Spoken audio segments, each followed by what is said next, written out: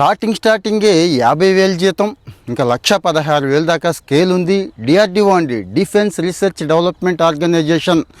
భారతదేశానికి యుద్ధాలకు కావాల్సిన మెటీరియల్ అంతా కూడా వీళ్ళే తయారు చేస్తారండి. వీళ్ళ దగ్గర సెప్టమ్ అని చెప్పి ఒక ఆర్గనైజేషన్ ఉంది. అక్కడ టెక్నికల్ అసిస్టెంట్ని ఇలా తీసుకుంటున్నారండి. అంటే ఏం లేదు, బీఎస్సీ సైన్స్ గ్రూప్ చదివిన వాళ్ళకి, డిప్లొమా చదివిన వాళ్ళకి, ఐటీఐ చదివిన వాళ్ళకి ఒకటి అలా కాదండి, 764 పోస్టులు ఉన్నాయి. అప్లికేషన్ ఫీజు కూడా ఏం పెట్టలేదు, జస్ట్ 100 రూపాయలు పెట్టారు ఓపెన్ వాళ్ళకి.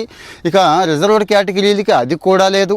గుర్తుంచుకోండి, డిసెంబర్ 9 నుంచి ఓపెన్ అవ్వచ్చు అని అంటున్నారు.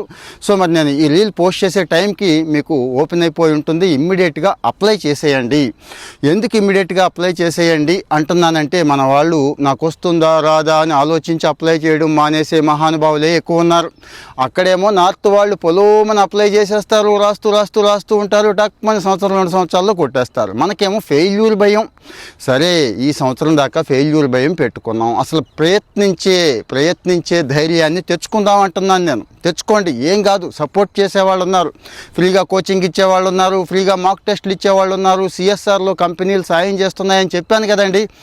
వాడుకుంటున్నారు కదా చాలామంది. మరి మీకేమైంది వాడుకోవడానికి? మీకు నిజంగా ఉద్యోగం కొట్టాలి, ఒక్క ఉద్యోగం ఉన్నా నాదే అనుకునే ఇంటెన్షన్, కిల్లర్ ఇన్స్టింక్ట్ ఉండాలండి. 764 ఉద్యోగాలు ఐటీఐ, డిప్లొమో, సైన్స్ గ్రూప్ వాళ్ళకి వస్తాయా? ఇంత మంచి అవకాశం మళ్ళీ వస్తుందా? సో ఎగ్జామ్ అనగానే మళ్ళీ భయం. మనకి ఎందుకండి భయం? First level, second level exam ఉంటాయి. ఫస్ట్ లెవెల్లో రెగ్యులర్గా మనకు వచ్చినవి ఆ సింపుల్ అథమెటిక్, సింపుల్ రీజనింగ్ అంటే సింపుల్ ఇంగ్లీష్ ఉంటుంది కదా, జనరల్ స్టడీస్ అంటాం, ఇదే ఉంటుంది. అందుకే ఇది ఎలా ఉంటుంది అని సిలబస్ ఒక్కసారి చూసుకొని మొత్తం కవర్ చేసేస్తూ ఆడుతూ పాడుతూ చదివేసి పొలోమని మాక్ టెస్టులు రాసేస్తే అయిపోద్దండి. ఇంకా సెకండ్ ఎగ్జామ్ కూడా ఉంటుంది. అది మీరు ఏదైతే అప్లై చేస్తున్నారో మీకు ఒక స్కిల్ ఉంటుంది కదా, ఆ skill based test second exam ఉంటుంది. అంతే, ఇంటర్వ్యూ గట్రా కూడా ఏమీ లేవు.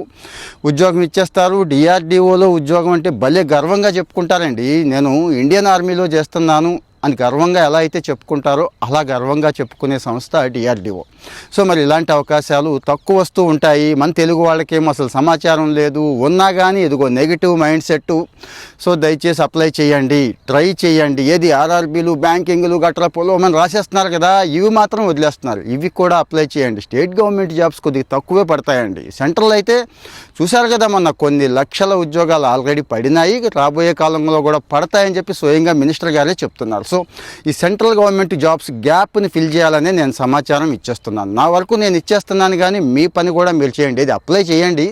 చేయని వాళ్ళు కాస్త షేర్ చేయండి. ఒక లైక్ ఇస్తే మన తెలుగు వాళ్ళకే వెళ్తుందండి. మన తెలుగు వాళ్ళ మీద మనకు అభిమానం ఉంటుంది కదా, ఓ లైక్ ఇస్తే షేర్ అయిపోతుంది, వాళ్ళు అప్లై చేస్తారు. ఫాలో అవుతూ ఉండండి.